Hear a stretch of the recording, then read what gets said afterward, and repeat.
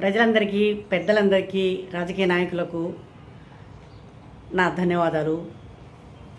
నేను రాజకీయం గురించే ముఖ్య విషయాలు కొన్ని చెప్పాలనుకుంటున్నాను. నేను రోజు చెప్తున్నాను న్యూస్.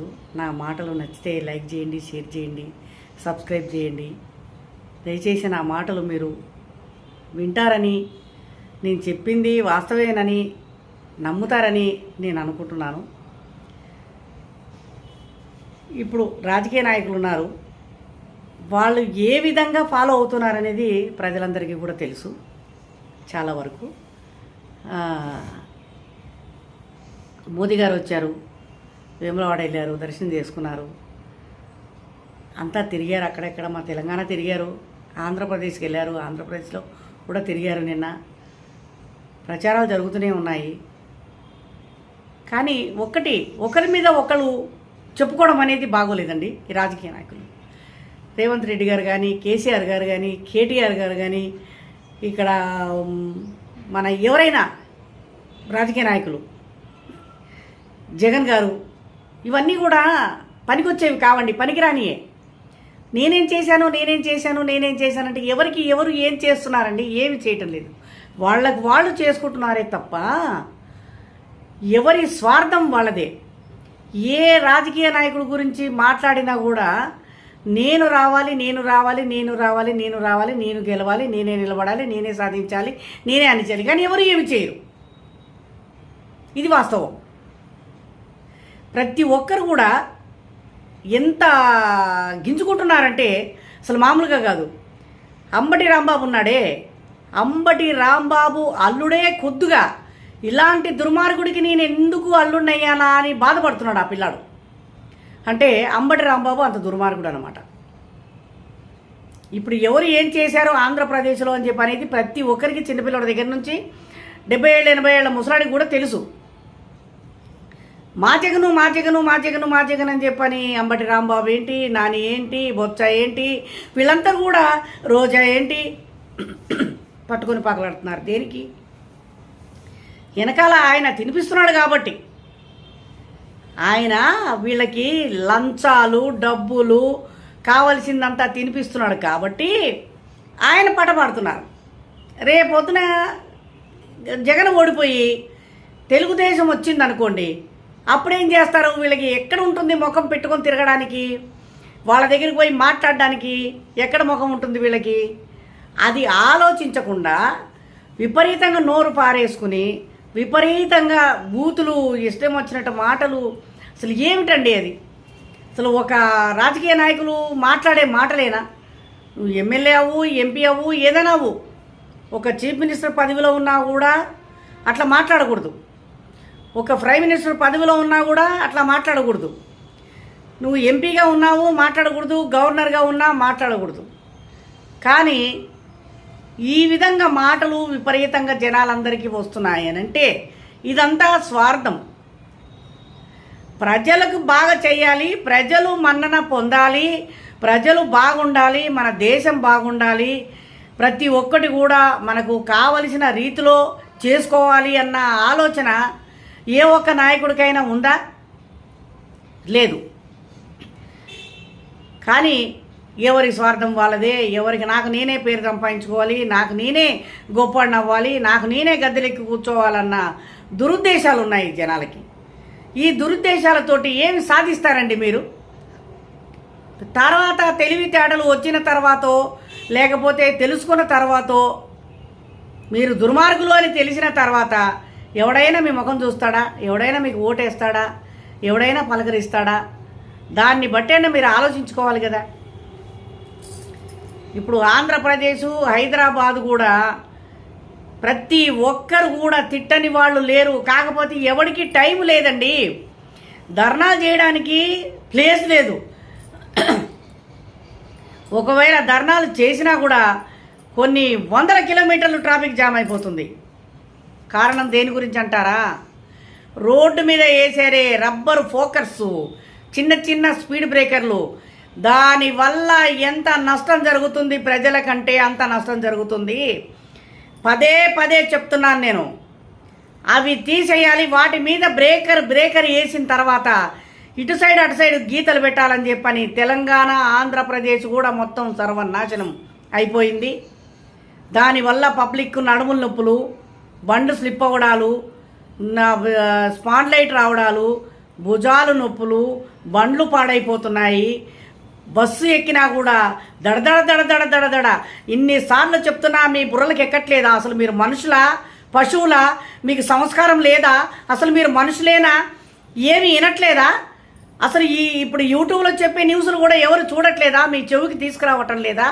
ఆఖరికి రేవంత్ రెడ్డి గారికి నేను రాసి కంప్లైంట్ కూడా ఇచ్చేసి వచ్చాను. ఏం చేశాడు ఆయన? రేవంత్ రెడ్డి వచ్చి మాత్రం ఏం చేశాడు? ఏమీ చేయలేదు. కంప్లైంట్ ఇచ్చొచ్చా. ప్రజా దర్బార్ అని పెట్టాడు. ఏం చేశాడు ప్రజా దర్బారు? సంకనాగిపోయింది. ఏం చేశాడు ప్రజా దర్బారు? ఎవరికి ఏం న్యాయం చేశాడు? ఎవరికి ఏం చేశాడు అది పెట్టి? ఓ ఉద్యోగాలనే, నావనే, ఇవనే, ఏవేవో ఇళ్ళు అన్నాడు, వాకిళ్ళు అన్నాడు, తొక్కన్నాడు, తోలన్నాడు, అయిపోయింది. అన్నీ అయిపోయినాయి. అక్కడికి వెళ్ళి వేలాది మంది నిలబడి తపస్సులు చేసి లెటర్లు ఇచ్చొచ్చారు. డైరెక్ట్గా మాట్లాడతానన్నాడు. ఏంటి ఆయన మాట్లాడింది డైరెక్ట్గా? ఎప్పుడు మాట్లాడాడు డైరెక్ట్గా ప్రజల దగ్గర? ఎప్పుడూ మాట్లాడలేదు. ఎవరికో మధ్యలో ఉన్నవానికి తోక తలకాయ లేనివాడికి కాగితాలు ఇచ్చొస్తే ఆడు ఏం చేస్తాడో, ఎక్కడ పడేస్తాడో ఎవరికి తెలుసు? ఎవరికి ఉందయ్యా ఆ తెలివితేటలు? ఎవరికి ఉన్నాయి? వాళ్ళకి ఏమన్నా ఉన్నాయి సీఎం దాకా పంపించాలని? సీఎం మాత్రం ఎన్ని లెటర్లు చూస్తాడు? ఈ లెటర్లు చూడాలు, ఇవన్నీ తీసుకోవడాలు, ఇవన్నీ పక్కన పెట్టి మామూలుగా యూట్యూబ్లో వచ్చినా, వాట్సాప్లో వచ్చినా, న్యూస్లో వచ్చినా, ఏ ఛానల్లో వచ్చినా దాని గురించి ఒక్కసారి వినండి. కానీ ప్రపంచమంతా కూడా ఇప్పుడు ఎట్లా డబ్బు మయమైపోయింది. డబ్బులు ఇస్తే ఏదైనా చేస్తారు. కచ్చకాయంత పీచిన తింటారు. అట్లా ఉన్నారు జనాలు. డబ్బు ఇస్తే డబ్బుకు అంతా, డబ్బుకు లోకం దాసోహం అంటారు చూడు. డబ్బులు ఇస్తే ఏ పనైనా చేయగలుగుతారండి ప్రతి ఒక్క మనిషి, రాజకీయ నాయకుడు కానీ బయట వాళ్ళు కానీ అది పద్ధతి కాదు. రోడ్డు మీద వాటి గురించి మీరు తిరగట్లేదా? రేవంత్ రెడ్డి గారు మీరు తిరగట్లేదా? కేసీఆర్ మీరు తిరగట్లేదా? కేటీఆర్ గారు మీరు తిరగట్లేదా? గవర్నర్ గారు తిరగట్లేదా? మోదీ గారు వస్తే మోదీ గారు తిరగట్లేదా? ఎంతమంది తిరగట్లేదు? ఎందుకు వేశారు ఆ బ్రేకర్లు? ఎందుకు వేశారు? మీరు ఒక్కసారి మీరు గుండెల మీద చేసుకొని ఆలోచించండి. మీరు మనుషులైతే, మీకు మనసు ఉంటే హైదరాబాదు, తెలంగాణ, ఆంధ్ర మొత్తం కూడా చెప్తున్నాను. ఎందుకంటే అన్నీ నేను తిరిగాను కాబట్టి, నాకు తెలుసు కాబట్టి నేను ఈ విధంగా చెప్పడం. నేను ఒక రిపోర్టర్ని కాబట్టి, నేను ఒక న్యూస్ రీడర్ని, యూట్యూబ్ ఛానల్ నాకు ఉంది కాబట్టి నేను పదే చెప్తున్నాను. 100 సార్లు చెప్పినా కూడా ఇవి చెవునికి ఎక్కించుకోవటం లేదు. కానీ ఎలక్షన్ అయిపోయిన తర్వాత ఈయన తీసేయకపోతే ఎవరికి నష్టం జరుగుతుందనేది తెలుస్తుంది.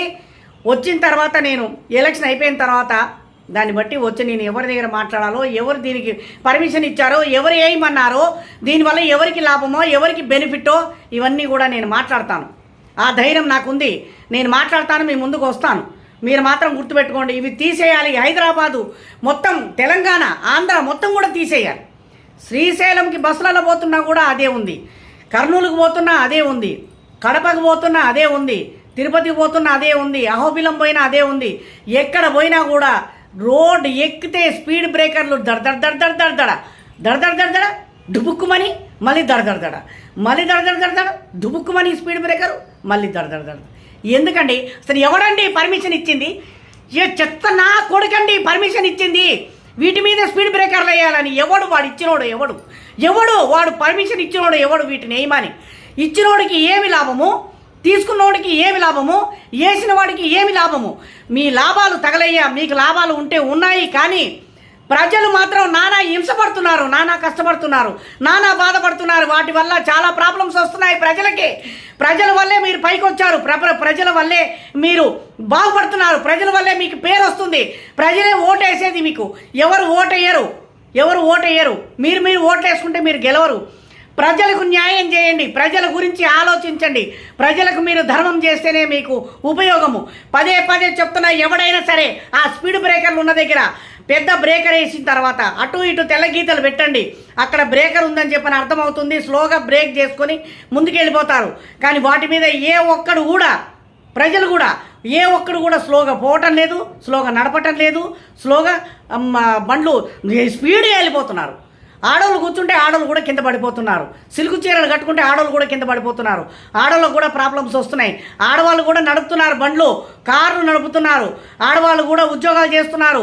ఆడవాళ్ళకు కూడా ఎంత బాధ ఉందో అంత బాధ ఉంది. నరకం చూపిస్తుందండి గవర్నమెంటు. ఇది తొక్కలో గవర్నమెంటు. ఇది మనుషులను బాగా చేసే గవర్నమెంట్ కాదు. కేసీఆర్ ఉన్నప్పటి నుంచి మొదలైంది శని. ఈ దరిద్రము రాష్ట్రాలకు పట్టిన దరిద్రం ఇది. కేసీఆర్ మొదలు పెట్టాడని చెప్పని ఆఖరికి జగన్ కూడా మొదలుపెట్టాడు. ఆ దుర్మార్గుడు అట్లా చేశాడు, ఈ దుర్మార్గుడు ఇట్లా చేశాడు. రేవంత్ రెడ్డి గారు పదే చెప్తున్నా, మీరు రోడ్డు వాళ్ళ దగ్గర మాట్లాడి ఇవన్నీ చేపిస్తారా? అక్కడికి వచ్చి గొడవ చేయమంటారా సెక్రటరియట్ ముందు? ఇది మాత్రం గుర్తుపెట్టుకోండి మీరు. ఇది మాత్రం ఆగదు, ఈ ఉద్యమం ఆగదు. ఈ స్పీడ్ బ్రేకర్ల గురించి మాత్రం ఆగనివ్వను నేను. ఇది సాగేంత వరకు కూడా నేను పోరాడతాను. ఇది మాత్రం గ్యారంటీ. నేను కూడా కాంగ్రెస్ పార్టీలోనే ఉన్నాను. మీ దగ్గరికి వచ్చాను. మీరు ఇందిరా పార్కు దగ్గర ధర్నాలు చేసేటప్పుడు మీ పక్కనే ఉన్నాను. మాట్లాడాను. గీతారెడ్డి గారు ఉన్నారు, అందరూ ఉన్నారు, మొత్తం జనాలంతా ఉన్నారు. ఆ ఫోటోలు కూడా నా దగ్గర ఉన్నాయి, కావాలంటే చూపిస్తాను నేను. కానీ ఇది మాత్రం రోడ్ల మీద స్పీడ్ బ్రేకర్లు ఎక్కడ కానీ, ఆంధ్రప్రదేశ్లో కానీ తెలంగాణలో కానీ అవి తీసేయాలి. చిన్న స్పీడ్ బ్రేకర్లు తీసేయాలి. అంతే. పదే చెప్తున్నాను. దయచేసి ఎలక్షన్ అయిపోయిన తర్వాత ఆ నిర్ణయం తీసుకోండి. అది చెయ్యకపోతే, అది తీయకపోతే చాలా ప్రాబ్లం జరుగుతుంది. రోడ్ల మీద ధర్నాలు జరుగుతాయి. ధర్నాలు చేస్తామో అవి తీసేదాకా రోడ్ల మీద ఎవరు కూడా జరిగేది లేదు. ఏదైతే అది అయింది.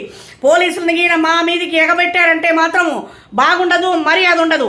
ఆఖరికి మీరు గద్దె దిగుతారు. ఇది మాత్రం గ్యారంటీ, గుర్తుపెట్టుకోండి. ఆంధ్రప్రదేశ్ వాళ్ళకు కూడా చెప్తున్నాను, తెలంగాణ వాళ్ళకు కూడా చెప్తున్నాను. ఈ 2 రాష్ట్రాలు నాశనం అయిపోయినాయి. వీటిని నాశనం చేయదలుచుకోవద్దు, చేయకండి. దయచేసి ప్రజల్ని బాగా చేయండి. ప్రజల గురించి ఆలోచించండి. ప్రజలకి న్యాయం చేసేలాగా మీరు ఆలోచించి ముందుకు నడిస్తే బాగుంటుందని ధన్యవాదాలు తెలుపుకుంటున్నాను. జై హింద్. నచ్చితే లైక్ చేయండి, షేర్ చేయండి, సబ్స్క్రైబ్ చేయండి. ధన్యవాదాలు.